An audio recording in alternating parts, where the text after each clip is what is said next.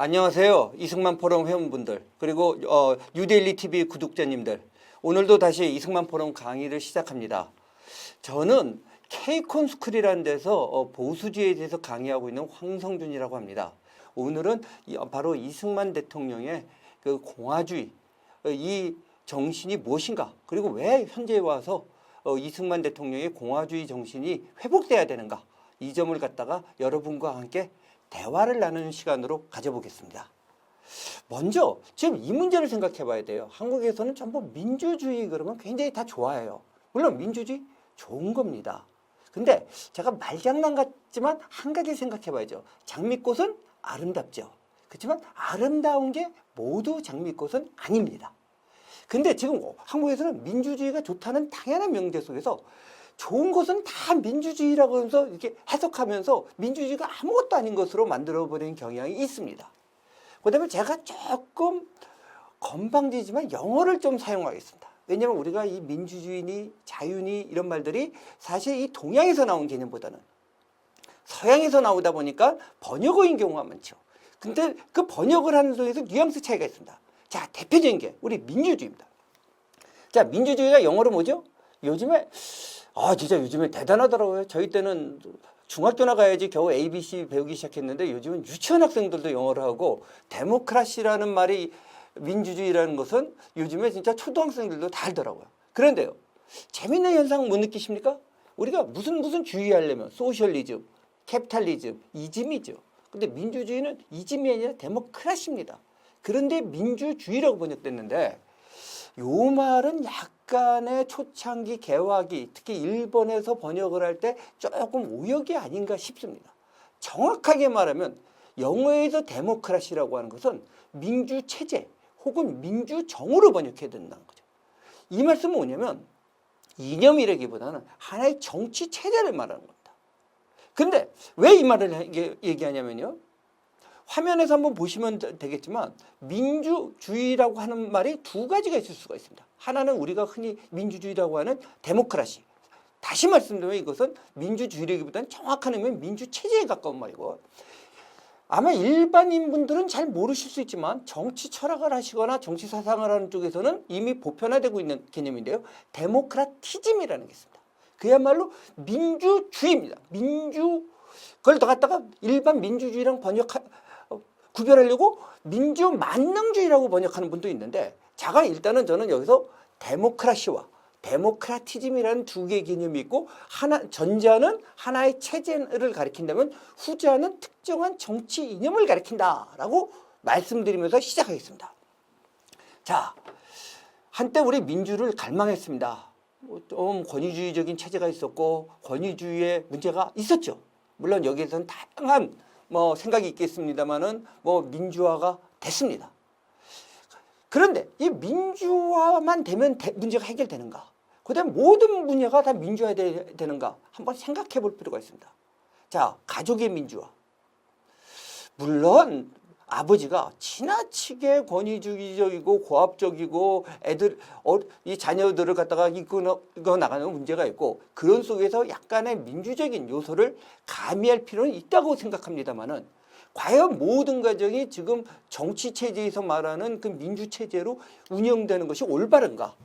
아니면 사랑을 바탕으로 한, 어떻게 보면 해석하기에 따른 조금 비민주적인 방식으로 운영되는 것이 좋은가라는 문제도 잘 생각해 봐야 될 문제입니다. 여기는 다양한 의견이 있습니다. 그리고 군대 민주화. 물론 지나치게 아까도 말씀드린 병영사회에서 군대에서 약간 폭압적이거나 비인권적인 문제들이 있었죠. 이건 반인권적인 문제를 개선한다는 문제하고 군대를 민주체제로 만든다는 것하고는 좀 다른 얘기입니다. 이런 식으로 볼 때 한국에서 지금 민주주의는 데모크라시보다는 데모크라티즘이 라는 의미로 사용되었습니다. 자, 잠깐 어려운 얘기로 돌아가 봅시다. 흔히 이런 말씀들을 해요. 대한민국은 민주공화국이다. 대한민국의 주권은 국민한테 있다. 그래서 국민이 주인이다. 국민이 마음대로 할 수 있다. 얼핏 보면 굉장히 맞는 지당한 말씀 같은데 잘 생각해 보시죠. 거기서 첫 번째 국민이 뭘까라는 걸 생각하고, 과연 국민이 결정하면 다 해도 되는가? 국민이 결정하면 다 해도 된다는 것이 아까 말한 데모크라티즘입니다. 그런 사상이. 그런데 그렇게 하면은 대한민국은 민주주의다 혹은 데모크라티즘이다라고만 하면 돼요. 근데 공화국이라는 게 붙습니다. 그럼 공화국의 의미가 뭔가? 오늘 이 주제, 이 얘기를 하려고 지금 서문이 굉장히 길었네요. 잠깐, 그럼 왜 공화를 얘기했냐? 그럼 공화 그러면 많은 분들이 이렇게 알아요. 아, 그냥 왕정에 반대. 왕이 하는 게 아니라 바로 왕의 반대로 해서 왕이 없는 체제 정도로 생각해요. 이 말이 틀린 건 아닌데요. 바로 오늘의 핵심은 이승만 대통령이 일찌감치 주장했던 공화주의. 그리고 우리한테 어떻게 보면 한동안 잊혀졌던 공화주의가 뭔가를 살펴보겠습니다. 그에 앞서서 우선 한국에서 요즘에 뭐 민주주의 할 때 자유민주주의, 자유자를 붙이느냐 아니냐 낳고 논쟁이 많은데 이 자유민주주의 이가 뭔지를 먼저 알아보겠습니다. 그래야지 이제 공화가 좀 이해가 쉽거든요. 아, 물론 다 아시는 분들이 있어요. 그렇지만 또 약간 개념이 아시더라도 명확하지 않은 분들이 있기 때문에 이 강의는 뭐 즐기는 것보다 약간 공부하는 강의이기 때문에 같이 한번 짚어보겠습니다. 자유민주주의, 아까 말씀드린 자유민주는 리버럴 데모크라시입니다. 다시 말하면 근데 리버럴 데모크라시라는 건 뭐냐? 하나의 바로 머저리티 룰, 다수의 통치와 인디비주얼 라이트, 그러니까 개인의 권리가 합쳐진 책입니다. 즉 민주라고 하는 것은 다수의 통치입니다. 다시 조금 얘기하겠지만, 근데 다수의 통치를 하지만 무조건 다수에 따르는 것이 아니라 개인적 권리를 바탕으로 한 다수의 통치다라는 겁니다. 이것도 이해 안 되시나요? 다시 좀 더 쉽게 한번 나가봅시다. 리버럴 데모크라시는 리버럴리즘 플러스 데모크라시죠. 근데 여기서 민주주의 데모크라시는 아까도 했지만 하나의 이념의 체제인데 이 체제는 다수가 통치한다는 겁니다. 사실 다수가 통치하는 게 항상 옳으냐? 이것도 논쟁이 있습니다. 그렇지만 그래도 한 명이 통치하는 것보다 소수가 통치하는 것보단 다수의 의견이 반영되는 것이 낫다라는 것이 절대적인 기준은 아니죠. 자, 지나치게 다수에 쫓아가다가 역사적으로 불행한 사건이 된 것도 많습니다.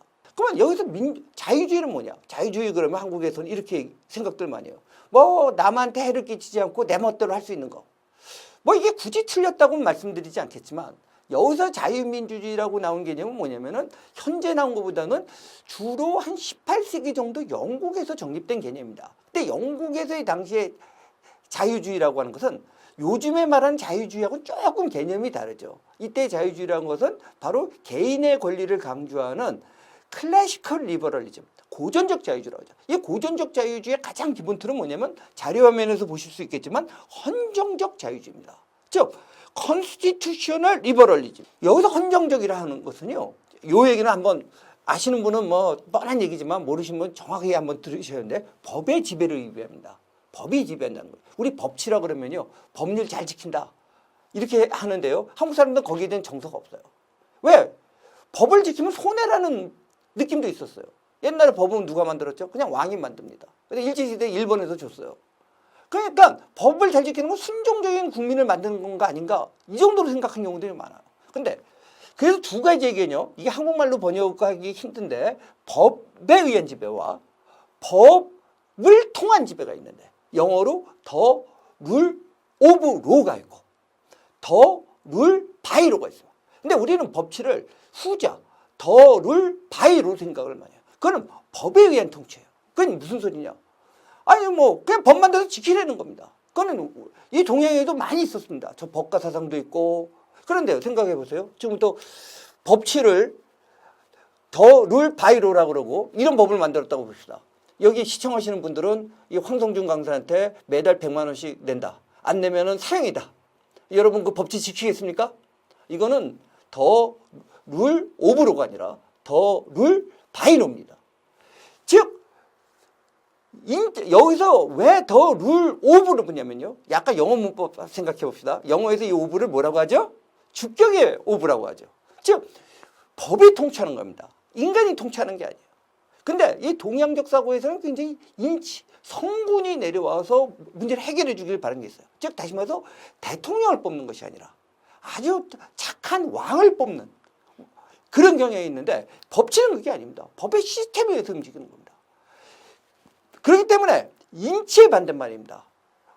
또 모르겠습니다. 진짜 뛰어난 인간이, 완벽한 인간이 있다면 그 완벽한 인간이 통치하는 게 나을 수도 있어요. 그런데 이 서구 사상은 인간은 굉장히 한계를 가진 존재다. 인간은 완벽하지 않다라는 전제 속에서 출발을 합니다. 그렇기 때문에 요즘에 한국에서 잘못 이해하면 더 룰 바이로는요, 인치예요. 인치인데 인치, 사람이 통치하는 건데 법을 수단으로 삼아서 통치하는 거예요. 근데 거듭 얘기지만 이건 법을 수단이 아니라 법이 통치하는 걸 얘기하는 겁니다. 여기서 그러면 법의 자유주의는 뭐냐면요, 바로 베이식 기본적인 자유가 있는데 이게 뭐냐면은 자유, 생명, 행복 추구권 같은 것들이 있는데 이것은 다수로도 결정할 수 없다. 이런 얘기입니다. 이것을 법에 성문해 놓든지 불문법이라 하더라도 이것을 많은 사람이 이미 동의하고 따르는 체제. 이러한 체제 속에서 자유민주주의가 된다고 보는 겁니다. 그렇지. 그냥 순간적인 대중에 휩쓸려가는 문제가 아니죠. 뭐 예를 들어 보겠습니다. 자, 히틀러 어떻게 집권했죠? 히틀러 쿠데타로 집권하지 않았습니다. 폭력혁명으로 집권하지 않았습니다. 선거로 집권했어요. 그 다음에 여러분들 히틀러 그러면 뭐 유대인 가스실 얘기하죠? 자, 이거 아시는 분들도 요즘 많은데 혹시 못 들어보신 분이 있을까 봐 말씀드리면 가스실에서 먼저 죽인 게 유대인이 아닙니다. 정신박약아들입니다. 자, 그것도 히틀러 혼자 결정한 게 아니에요. 다수가 동의했어요, 사실. 다수 동의에 대해서 뭐 논란이 있습니다만 사실 그 당시 여론 분위기는 동일한 거예요. 자, 정신박약아 불쌍한데 걔 살아서 뭐하냐. 걔를 행복을 위해서 그냥 가스실에 안락사 시키자. 사실 안락사 개념은 나온 거예요. 부모들한테 국가가 길러주겠다고 한 거예요. 그때 사실은 부모한테 안락사 시킨다고 얘기는 안 했어요. 근데 그걸 안 독일 부모들도 있었다는 거예요. 국가한테 애를 맡긴 거예요. 그리고 그 가스실에 가서 죽인 거고 그 주장은 히틀러가 먼저 한 게 아니라 일부 독일 의사, 그것도 중요한 의사, 뭐 협회 간부들 뭐 이런 사람들이 주장을 해서 그 사람들 안락사를 시키는 방법을 나온 거예요. 자, 순수 민주주의, 순수 민주주의는 존재하지 않습니다. 그리고 순수 민주주의 이상이지만 만약에 순수 민주주의가 있다면 순수 민주주의만 적용한다면 틀렸나요? 다수가 원한 거예요. 국민이 원한 거예요. 지금 길거리에서 국민이 원하면 된다? 당시 독일 국민은 원했습니다. 뭐 박야가까지 하는데도 유대인 죽이는 거 그 당시 독일에서 국민 투표하면 이겼습니다. 그럼 죽여도 되나? 아니에요. 즉 다시 말해서 거듭 말했습니다. 자유, 생명, 행복 추구권은 절대 다수에 의해 찬성을 하더라도 하면 안 된다는 그 헌법적인 원칙. 이것 때문에 공화주의 사상이 나온 겁니다. 근데 우리는 그걸 어느 순간 잊어버렸어요. 공화를 안 해요. 민주를 해요. 그것도 데모크라시가 아니라 데모크라티즘 쪽으로 빠지고 있는 거예요. 민주 만능으로 가고 있어요. 자, 그러면 이 자료 화면으로 보면 세 번째 얘기, 바로 이승만의 공화주의 가치가 회복돼야 된다. 이 얘기를 해야 되는데요. 그러면 먼저 이승만 대통령이 의한 공화가 뭐고 왜 회복돼야 되는가를 같이 한번 얘기해 보겠습니다. 사실 지금 민주만 강조될 뿐이지 공화가 사라지고 있습니다. 근데 진정한 민주, 여기서 말하는 건 데모크라티즘이 아니라 거듭말하지 뭐죠? 데모크라시를 회복하려면 공화 가치가 회복돼야 됩니다. 근데 공화 가치 이거 전혀 새로운 게 아닙니다. 사실 전 놀랐어요. 저는 사실 이승만 연구가가 아닙니다. 그래서 오늘 이 강의 나올 때 좀 저했어요. 이승만 연구 대가들이 많은데 제가 이승만 대통령에 대해서 뭘 더 얘기할 게 있을까? 참 두려웠는데요. 제가 말씀드리고 싶은 거는 저는 이제 이 정치 사상을 조금 뭐 깊게는 아니고 조금 공부했는데 이러면서 공화주의를 들여다보다가 이승만 대통령의 독립정신, 이게 1904년에 나온 책인데 지금부터 그냥 한 120년 전에 나온 책인데 여기에 정확하게 적혀 있더라고요. 정말 놀랐습니다. 그리고 우리는 재헌헌법을 갖다가 법률가들이 만든 걸로 하지만 이승만 대통령의 의지가 강하게 담겼죠. 이 강하게 담긴 재헌헌법의 내용이 바로 공화주의 사상이 정확하게 표출됩니다. 그리고 이 내용에 대해서는 제가 알기로 여러분이 또 얘기를 했어요. 그럼 뭔가? 그럼 공화가 뭔가를 먼저 알아봅시다. 공화라는 말은요, 이건 이제 자료 화면에 아마 보시면 되는데, 고대 그리스어로 폴리테이아라는 말에서 나온 겁니다. 이 폴리테이아를 영어로 굳이 번역할 때 폴리시라고 번역하는 경우가 있는데, 이것은 뭐냐면요, 하나의 삶의 공동체를 얘기하는 거예요. 여러분들, 우리가 폴리스라 그래갖고, 도시국가 그러는데요. 그 도시국가라는 번역이 맞긴 하지만, 그거 자체가 하나의 공동체를 얘기하는 겁니다. 이 폴리테이아라는 말을 갖다가 로마에서 번역을 하게 됩니다. 이 번역한 게 뭐냐면 라틴어로 번역하면서 레스 푸블리카라고 번역을 해요. 여기서 레스는 뭐 라틴어 아시는 분은 아시겠지만 관사에 해당되죠. 뭐 좀 다른 해석을 내리는 분도 있어요. 근데 일반적으로 관사, 뭐 더 정도로 되는 거죠. 그 다음에 푸블리카, 뭐죠? 퍼블릭입니다. 공공의 것. 만약에 직역은 공공의 것이라는 겁니다. 이게 무슨 소리냐. 즉 다시 말해서 레스 푸블리카라는 것은 커먼 굿, 공공선을 목적으로 하고 법에 의한 지배에 기초한 국가라는 겁니다. 이게 무슨 소리냐. 자, 아주 유치한 예를 들어보겠습니다. 자, 이 샤프 누구 거죠? 제 거죠. 제가 던진 다음에 발로 뽑아서 뽀개버린다. 어떻습니까? 아, 저 또라이 맞나? 라고 얘기할 겁니다. 그렇지만 뭐 저한테 시비 걸 사람 있습니까? 이거 제 거니까 깨진 거 제가 청소만 잘해놓고 가면은 시비 걸 거 없죠. 이건 100% 제 겁니다. 근데 파출소 지구대에 들어가서 기물을 막 뽀개면서 나라의 주인이 국민이고 내가 국민이다. 그러니까 내가 뽀개는데 뭐가 잘못이냐? 됩니까? 그건 또라이가 아니라 수갑 채워야죠. 근데 우리나라도 요즘에 그거 걷다가 수갑도 못 채우는 이상한 일이 벌어지고 있는데 왜 그러냐? 그것은 이 볼펜은 제 프라이빗 겁니다. 제 개인의 겁니다. 사적인 겁니다. 그렇지만 지구대나 파출소는 뭐죠? 공적인 겁니다. 그리고 공적인 건 뭐냐면 그 사람이 소유권을 국민으로서 소유권을 가지만 그 사람 거는 우리 모두의 것입니다. 즉 99%가 동의하더라도 1%가 반대하면은 전체 것은 아니에요. 예를 들어 근데 우리나라 이런 게 있어요. 광장에 보면서 국민이 원한다 그래요. 제가 지나가면서 이런 거 분명한 건 하나 있어요. 저 사람들이 말하는 국민에 나는 안 포함됐다. 그러면 그게 다수파인지 몰라도 전체를 얘기하는 건 아니에요. 그러니까 더 피플은 사실은 some people입니다. 잠깐 영어를 좀 쓴 걸 용서해 주십시오. 근데 some people이 전체 더 피플에 쓸 것 같다가 농락을 해요. 이건 용서할 수 없는 거예요. 그럼 어떻게 다 합의가 되냐? 이건 국가 체제를 뒤흔드는 거예요. 자, 또 극단적인 얘기 하나 들어보겠습니다. 제가 옛날에 기자 생활할 때 좀 오지에 다녀봤는데 아프리카에서 왜 내전이 일어나냐. 뭐 꼭 그거 이유는 아니지만 한 가지 좀 재밌는 예를 들었습니다. 투표를 하는데 우리는 기호 적지요? 사실 기호 적는 것도 참 불행한 얘기입니다. 사실 이름을 적어야죠. 사실 글자 모르던 시절에 기호를 적게 돼 있는 건데 아프리카 같은 데 아예 기호도 아니라 요즘 모르지만 옛날 얘기입니다. 뭐 기린 그림 그려놓고 사자 그림 그려놓고 있어요. 사자당 기린당 이거 찍는 거거든요. 그럼 어떻게 표가 나오냐? 투표하기 전에 결과를 압니다. 왜 하냐? 이건 기린을 토템으로 하는 부족하고 사자를 토템으로 하는 부족한 거예요. 인구 비율대로 나와요. 이건 이쪽 기린은 인구의 40%고 이쪽은 55%면 55대 40% 나와요. 나머지 그러면 다수결을 하면 이쪽이 항상 이겨요. 그러면 이 기린 쪽 40%밖에 안 되는 건 어떻게 하죠? 민주주의 한다. 됩니까? 안 돼요. 그러니까 동의 안 돼요. 우리는 독립하겠다고 하는 거예요. 그럼 거기서 이제 무장투쟁이 벌어지고 이러는 거거든요. 이거는 뭐냐면은 기본적인 공화제적인 합의가 안 이루어집니다. 공화적인 합의가 안 이루어지면요. 사실 정확하면서 네이션도 구성이 안 되고 국가가 안 되고 그건 내전으로 가는 겁니다. 사실 요즘에 한국이 워낙 분열 상태가 돼서 뭐 일부 분들은 내전적인 상태다라고까지 말씀하는 분이 있는데 뭐 제가 이거는 단적으로 말씀드릴 수 있는 문제는 아니고 자 우리가 공동체 어떤 국가 대한민국에는 공동체가 있다면 이건 대한민국의 헌법적 질서에서 기본적인 합의가 이루어진 거예요. 그리고 기본적인 합의 틀 안에서는 다수결을 원하지만 그 다수결이 원하지 않는 게 있는 거예요. 바로 이 문제를 얘기한 겁니다.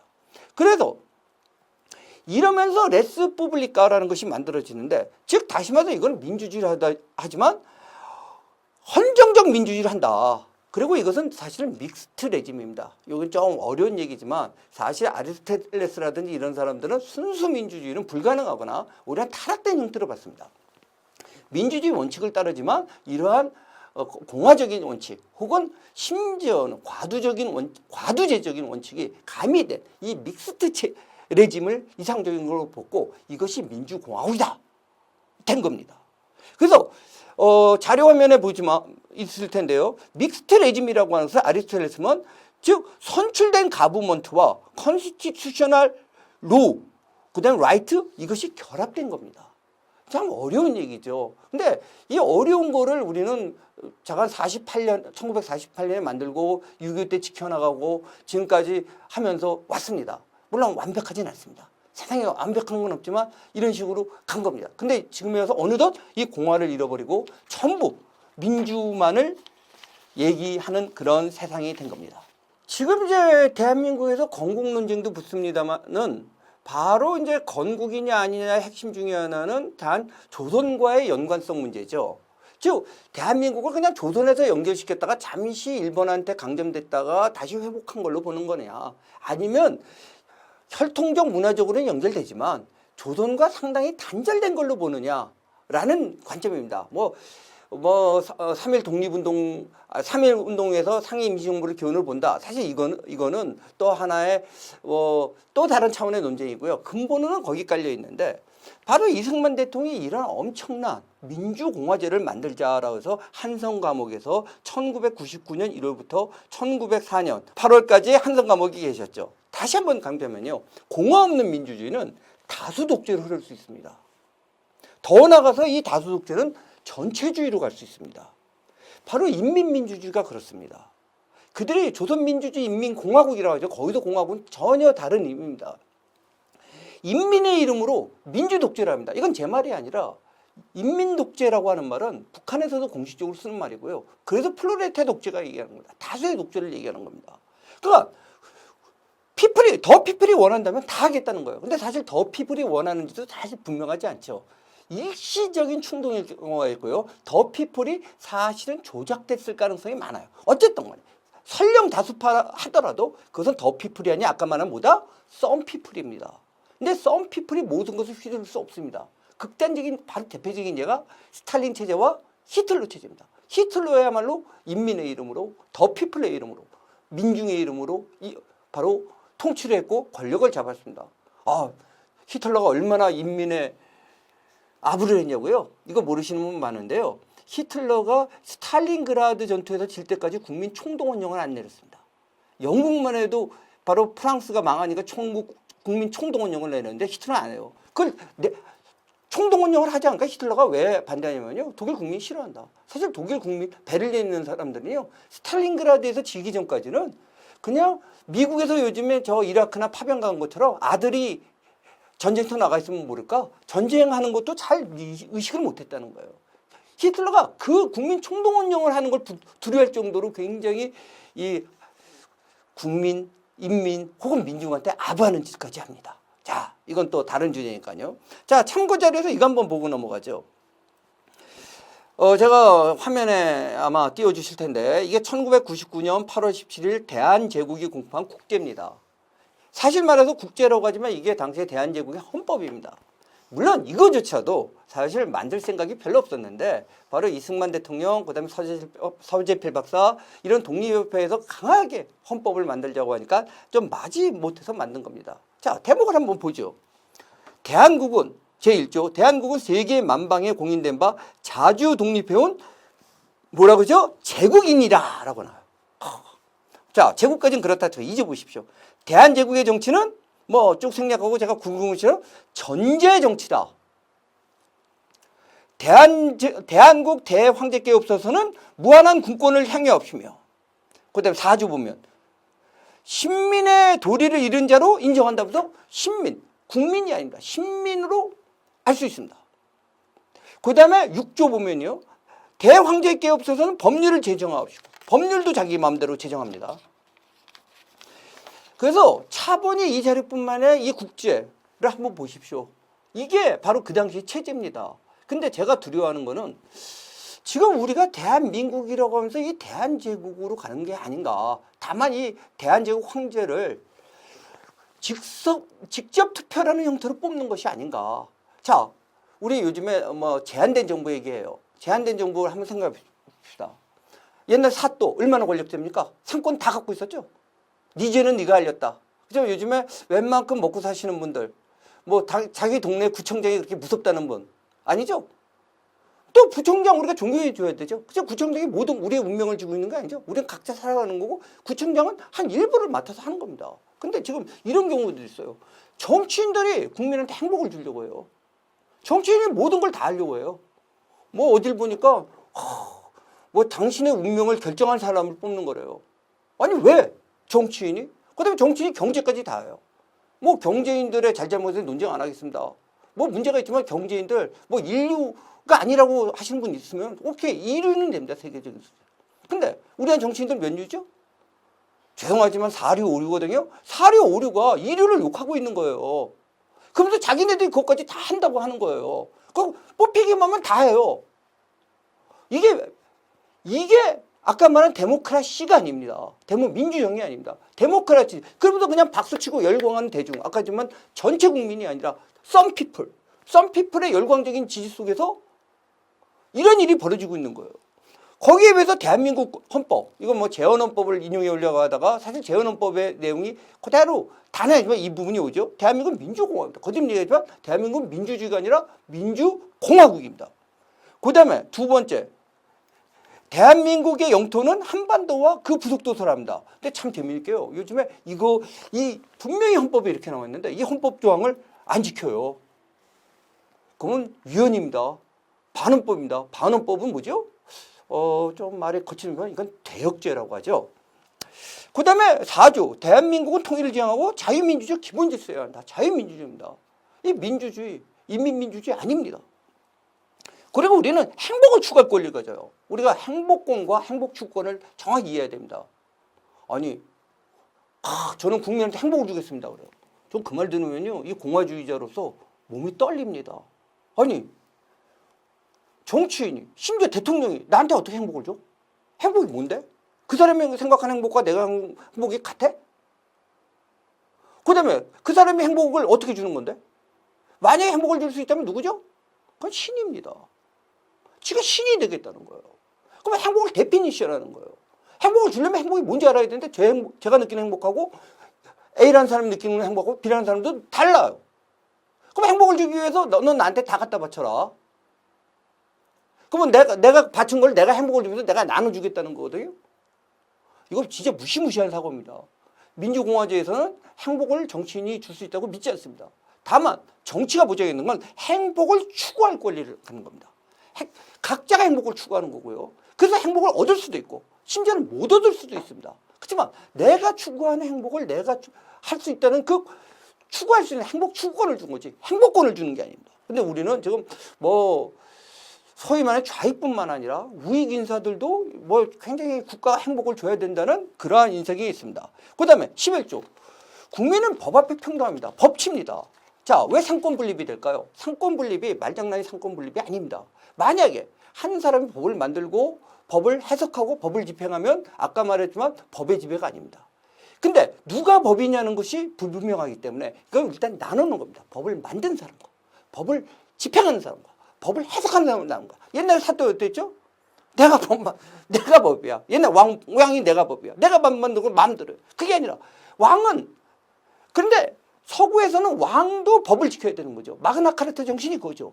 왕이 법을 만드는 게 아닙니다. 바로 이러한 것.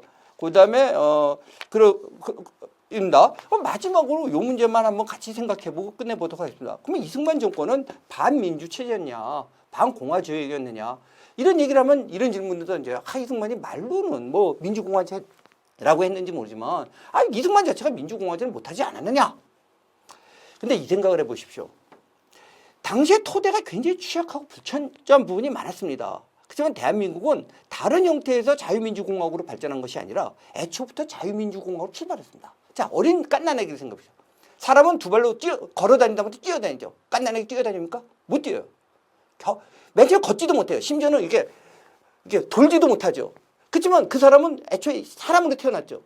그 당시에 너무 토대가 없었어요. 그 다음에 자유민주주의는 이건 좀 다른 주제입니다만 조금 약간 물적 토대가 있어야 됩니다. 좀 먹고 살아야 됩니다. 그 당시에 너무 가난했습니다. 그리고 그 물적 토대는 박정희 때 만들어진 거죠.